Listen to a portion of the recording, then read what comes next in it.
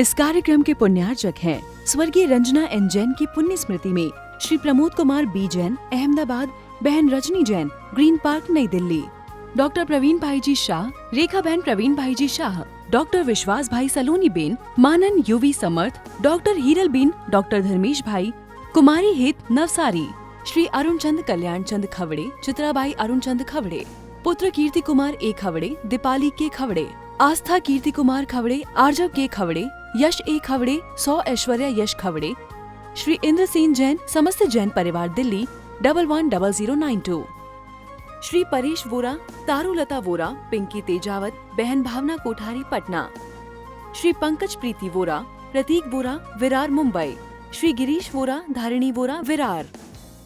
मंगलम पंच परमेष्टि, मंगलम तीर्थंकरम, मंगलम विश्वजिन्धर्मम, मंगलम वीरशासनम, मंगलम वीरशासनम, वंदितो सव्यसिद्धे ध्रुवमचलमणोभवं गतिं पते, वोक्षामि समये पाहुड़ मृण्मो सुद केवली भड़िदम। समयसार परम मांगलिक ग्रंथ है। आचार्य कुंद कुंद देव भगवान द्वारा यह रचा गया है। भगवान महावीर स्वामी की वाणी को बहुत सुंदर उन्होंने प्रस्तुत किया है। भाषा प्राकृत है, शैली आध्यात्मिक और मार्मिक है। 415 गाथाएं जिसमें आत्मा की स्वतंत्रता या आत्मा के सत्य स्वरूप को प्रस्तुत किया है। कह रहे हैं कि जब एक द्रव्य दूसरे द्रव्य का कर्ता नहीं है तो फिर ऐसा क्यों कहा जाता है कि आत्मा ने कर्म किए, आत्मा के ही कर्म हैं। व्यवहार में ऐसे बोलते हैं ना, तेरे कर्म भाई, भुगतना तो पड़ेगा ही। जो पूर्व खोटे किए कर्म क्यों नहीं सह जिए रा, आता है ना। जो पूर्व में तुमने कर्म खोटे किए हैं उसे अब क्यों नहीं सहता है। करते समय तो हंस हंस के कर्म को बांधा और अब भोगते समय रो रो के कर्मों को भुगत रहा है। तो भैया कहा तो यही जा रहा है और यही शास्त्रों में भी लिखा हुआ है। और आप यहाँ कह रहे हैं कि भाई पुद्गल पुद्गल का कर्ता है, पुद्गल के द्रव्य गुण का कर्ता जीव नहीं है, ऐसा आपने कहा। तो फिर हम वो वाली बात सत्य माने कि जीव कर्म करता है, या फिर ये वाली सत्य माने कि जीव कर्म करता ही नहीं है। तो आप कहना क्या चाह रहे हो, इसका समाधान करें। तो इसका समाधान 105 नंबर और 106 नंबर 2 गाथाओं के माध्यम से बताने जा रहे हैं।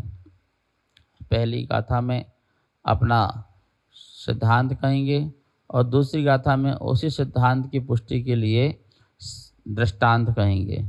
तो सिद्धांत और दृष्टांत ये दोनों ही चीज़ों से समझाने का प्रयास करेंगे, उच्चारण करेंगे। जीवम्मी हेतु भूदे बंधस्य दो पश्चिदूण परिणामम, जीवेण कदम कम्मम भण्णदि ओवयार मित्तेन जोधेहिम कदे युद्धे रायेण कदंती जंपदे लोगो व्यवहारेण तह कदम नानावर्णादि जीवेण। जीवम्मिहेदुभूते बंधस्य दूपस्सिदूण परिणामं, जीवेण कदम कम्मं भण्णदि उभयारेण मेत्तेन जोधेहिं कदे युद्धे रायेण कदन्ति जम्पदे लोगो व्यवहारेण त कदम नानावर्णादिजीवेण बंध का जो हेतु उस परिणाम को लख जीव में करम कीने जीव ने बस कह दिया उपचार से। रण में लड़े भट्ट पर कहे जग युद्ध राजा ने किया बस उस तरह द्रव कर्म आत्म ने किए व्यवहार से। जीवम भी जीव के हेतुभूते निमित्त रूप होने पर होने वाले बंधस्य दो कर्म बंध के परिणाम को पश्चिद ऊण देखकर जीवेण जीव के द्वारा कदम कम्मम कर्म किया गया यह उव्यारेण में तीर्ण उपचार मात्र से भण्णदी कहा जाता है। जो देहिम योद्धाओं के द्वारा कदे युद्धे युद्ध किए जाने पर लोक इति इस प्रकार जम्पदे ऐसा कहते हैं कि रायण कदम राजा ने युद्ध किया सो यह व्यवहार से कहना है। तह उसी प्रकार नाना वर्णादि ज्ञानावरणादि कर्म कदम जीवेण जीव के द्वारा किया गया ऐसा कहना व्यवहार से है। पहले दृष्टांत समझ लेते हैं अपन। युद्ध में राजा की प्रजा लड़ती है, जो अन्य सेना लड़ती है। सेना होती है ना, 7 प्रकार की सेना होती है। गज सेना, अश्व सेना, रथ, वृषभ सेना, वृष बैल, पदाति सेना जो पैदल चलने वाली होती है। नृत्यकी 7 प्रकार की सेना में नृत्यकी भी होती है। सबसे पहले हाथी, उसके बाद घोड़ा और उसके बाद रथ और उसके पीछे नृत्य करने वाली नर्तकियाँ, उसके पीछे पदाति सेना, पर उसके सबसे लास्ट में वृषभ बैल। इस 7 प्रकार की सेना होती है, ठीक है। और इस 7 प्रकार की सेना सारा युद्ध करती है, लेकिन कहा जाता है जीता कौन? राजा। जीतने वाला राजा कहा जाता है। भैया राजा ने बहुत युद्ध किया, बहुत बढ़िया किया, पछाड़ दिया सामने वाले को, संग्राम में हरा दिया, उसको छठी का दूध याद दिला दिया, सेना को पीछे पछाड़ दिया, पीछे धकेल दिया, आदि बहुत सारी बातें जब प्रजा में चलती हैं तो हमारे राजा ने युद्ध जीता ऐसा कहा जाता है। तो ऐसा कहना व्यवहार है, ऐसा कहना उपचार है। यद्यपि युद्ध तो सारी सेना ने जीता है, ठीक है ना। बताओ इस देश को किसने आज़ाद कराया? भारत को। भारत को किसने आज़ाद कराया? तो किसका नाम लिया जाता है? महात्मा गांधी। कि महात्मा गांधी ने इस देश को आज़ाद कराया। जबकि इस देश की आज़ादी में कितने लोगों का बलिदान है? कितने लोगों का बलिदान है? बहुत लोगों का बलिदान है। सामान्य नागरिक का भी बलिदान है उसमें। लेकिन जिसने लीड लिया, जिसने इंकलाब किया, जिसने पहले ध्वज उठाया, तो नाम तो तो भैया महात्मा गांधी ने आज़ादी दिलाई। क्या अकेले महात्मा गांधी ने दिला दी क्या? नहीं ना। ऐसे ही यहाँ कह रहे हैं, जैसे सारी सेना युद्ध लड़ती है लेकिन राजा ने युद्ध जीता ऐसा कहा जाता है, ये उपचार है, ये व्यवहार है, ये यथार्थ नहीं है, पर व्यवहार में ऐसा ही कहा जाता है। बोले ऐसे ही जीव के निमित्त होने पर जीव का निमित्त हुआ और जीव के निमित्त में जीव के अंदर बंध रूप परिणाम हुए, क्रोध आदि परिणाम हुए। वो परिणाम को देख करके जीव के कर्म बंधा या जीव ने कर्म किया, ऐसा व्यवहार से कहा जाता है। जबकि जीव ने कर्म नहीं किया, वो तो पुद्गल ही कर्म रूप में परिणत हुआ, लेकिन जीव ने कर्म किया ऐसा कहा जाता है। जीव ने कर्म नहीं किया, जीव ने तो भाव किया, जीव ने तो परिणाम किया, और उस परिणाम का करता है, उस भाव का करता है।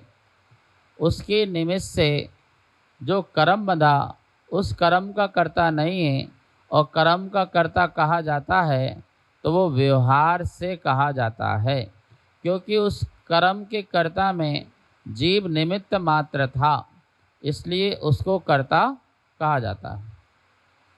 ठीक है ना। तो ये व्यवहार की भाषा है। व्यवहार हमें दो या दो से अधिक वस्तुओं को मिलाकर के बताता है, वो व्यवहार कहलाता है। व्यवहार प्रयोजन भूत वस्तुओं को सिद्ध करने में कारण बनता है। तो व्यवहार जो होता है वो कथन मात्र के लिए होता है। कोई वस्तु को हमें समझाना है या समझना है, तो उसमें हम किसी भी वस्तु का भेद करके समझते हैं, वो हमें व्यवहार के माध्यम से समझ में आता है। व्यवहार का अभिप्राय अच्छा होता है, क्योंकि व्यवहार अपना अभिप्राय बता देता है कि ये बात ऐसी है, लेकिन वो अभिप्राय मात्र ही है, उसे हम संपूर्ण सत्यता ना समझें। ठीक है ना। अब यहाँ पर जैसे कहा जा रहा है कि भाई जीव ने कर्म बांधा, ऐसा कहा जाता है, ये व्यवहार है। जीव ने कभी भी कर्म नहीं बांधा। कर्म कर्म से बनते हैं, कर्म कर्मरूप परिणत होता है, कर्म कर्मरूप परिणत होता है। जीव तो सिर्फ अपने भावों को बांधता है, भाव करता है, और उस भाव के निमित्त से आकर के कर्म जो है जीव के पास आके ठहर जाता है। ठीक है ना। हम जानवरों को बांधते हैं तो कैसे बांधते हैं? रस्सी से बांधते हैं। तो रस्सी से कोई जानवर को बांध सकता है? कोई जानवर को कोई रस्सी से बांध सकता है? कोई भी दुनिया में ऐसा व्यक्ति नहीं जो रस्सी से जानवर को बांध सके। रस्सी से कभी जानवर को नहीं बांधते हैं, रस्सी से रस्सी बनती है। रस्सी से आपने रस्सी ली और गांठ बांध दी, तो किससे बंधी? बोलो। रस्सी से रस्सी बनती है, रस्सी से जानवर नहीं बनता। जानवर तो जानवर में है। गाय को रस्सी से बांधा तो गाय में है, और रस्सी रस्सी में है। ठीक है ना। लेकिन उस रस्सी के बंधने के कारण गाय भी स्वतंत्र नहीं है। हम ये कह सकते हैं गाय स्वतंत्र नहीं है, गाय परतंत्र है, ये तो कह सकते हैं। उसकी स्वतंत्रता भंग हो गई। जैसे रस्सी से रस्सी बनता है, ऐसे कर्म से कर्म बनते हैं। लेकिन रस्सी तो गाय के गले से बंधी है ना, बिल्कुल गाय को यहाँ वहाँ नहीं जाने दे रही है। ऐसे ही कर्म कर्म में है, आत्मा आत्मा में है, लेकिन वो कर्म भी आत्मा को अपने अनुसार ही रख रहा है, अपने अनुसार। कर्म का उदय जैसा आता है और वैसा वैसा जीव यहाँ वहाँ भ्रमण करता रहता है। कर्म का उदय आता है और जीव के वैसे वैसे परिणाम होते रहते हैं। तो वो अपना असर दिखा रहा है, जैसे रस्सी अपना असर दिखा रही है गाय की स्वतंत्रता भंग करने में, ऐसे कभी कर्म भी स्वतंत्र अपना रंग दिखाता है जीव की स्वतंत्रता भंग करने में। बात समझ में आई ना? और गाय ये मान ले कि मैं रस्सी से बंधी हूं तो गाय कभी निकल नहीं सकती। गाय तो बोले मैं कहाँ रस्सी से बंधा हूँ, रस्सी रस्सी से बंधी है, मैं तो अभी उखाड़ता हूँ। और लगाना ताकत प्रारंभ करे 2 4 10 बार 20 बार तो खूंटा उखड़ जाएगा या रस्सी टूट जाएगी और गाय क्या हो जाएगी।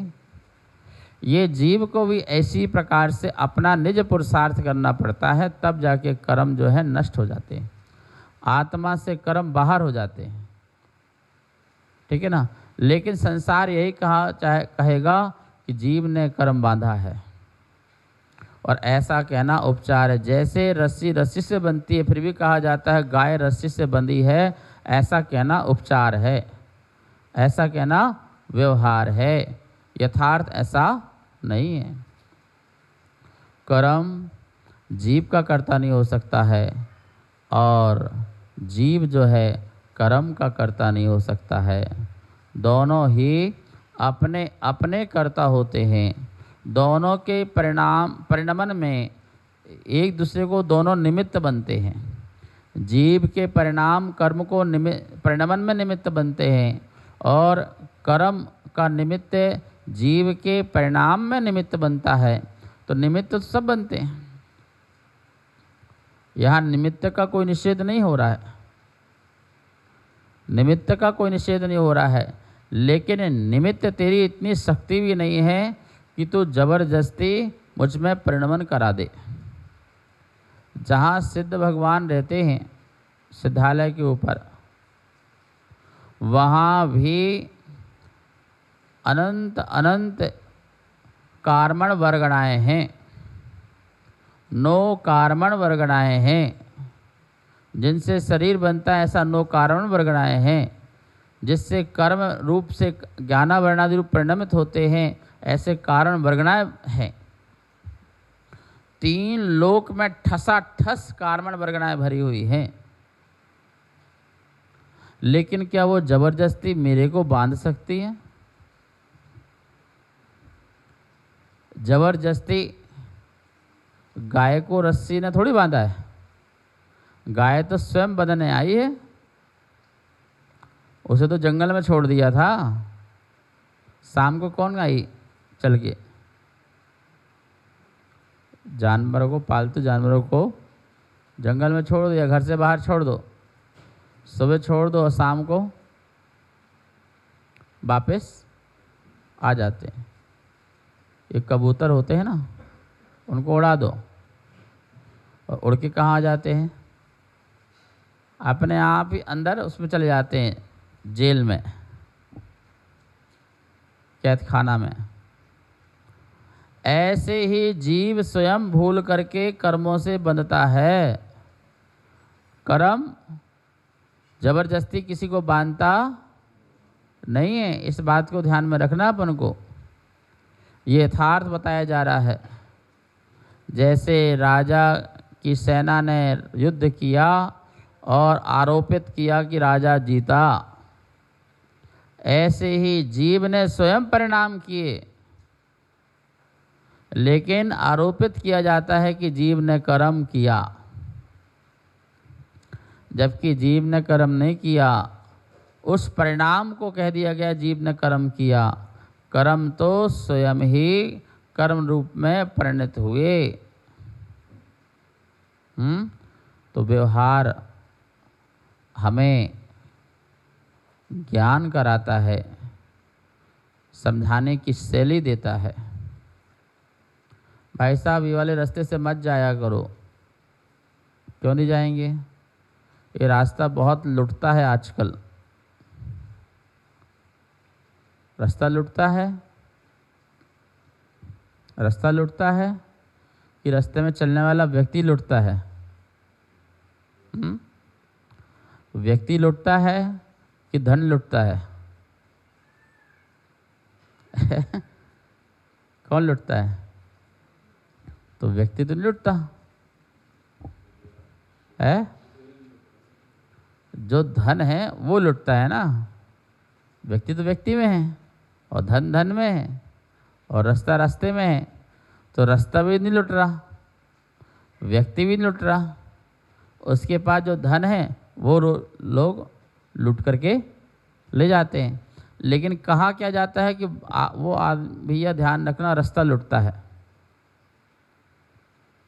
तो रास्ता नहीं लुटता। भैया ये सड़क कहाँ जा रही है, ऐसा बोलते हो ना, सड़क कहाँ जा रही है? तो सड़क जाती है कि सड़क में चलने वाला व्यक्ति जाता है? सड़क थोड़ी जाती है। पर व्यवहार में ऐसे कहा जाता है ना, सड़क कहाँ जा रही है, ये व्यवहार। कभी भी सड़क नहीं जाती है।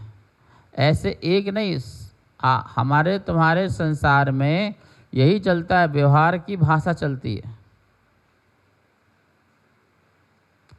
बेटे से बोलते हो नमक का डब्बा ले आओ, घी का डब्बा ले आओ, पानी का गिलास ले आओ। दुनिया में आज तक नहीं हुआ पानी का गिलास, नमक का डब्बा आज तक कोई बना नहीं पाया, घी का बर्तन आज तक बना नहीं पाया कोई, क्योंकि होता ही नहीं है। कथन है ये, व्यवहार है, समझा रहा है कि पानी का गिलास ले आओ। इसका मतलब जिसमें पानी रखा है वो गिलास ले आओ। पानी का गिलास नहीं होता, सोने का होगा, चांदी का होगा, मिट्टी का होगा, अन्य धातुओं का होगा, पर पानी रखा गिलास ले आओ। एक देश सही है, सर्वदेश तुम्हारी भाषा सही नहीं है, सर्वथा तुम्हारी भाषा सही नहीं है, एक देश सही थी, क्योंकि तुम्हारा अभिप्राय था पानी पिलाना है बस। लेकिन पानी का गिलास जो तुम कह रहे हो वो सही नहीं है। तुम्हारा अभिप्राय एक देश सही है, जो पानी चाहिए वो मिल जाए, ठीक है। घी का घड़ा ले आओ, तो घी चाहिए ये समझ में आ रहा है, पर घड़ा घी का होता है ये समझ में नहीं आया। ये तुम्हारी भाषा सही नहीं है, गलत है, पर बोला तो यही जाएगा। ऐसे ही जीव ने कर्म किया, बोला तो यही जाएगा। जीव ने कर्म भोगा, बोला तो यही जाएगा। लेकिन सच में जीव ने कर्म नहीं किया और जीव ने कर्म नहीं भोगा। जीव ने अपने ही शुभ अशुभ परिणाम किए और फल भी शुभ अशुभ परिणाम भोगे। देखो, आपने क्रोध किया तो क्रोध रूप परिणाम का कर्ता कौन है? आप हैं। और उससे आप उस समय दुखी हुए तो उस दुख को भोगने वाला भी कौन है? मैं हूँ। तो इसमें कर्म का कहाँ लेना देना कुछ हुआ?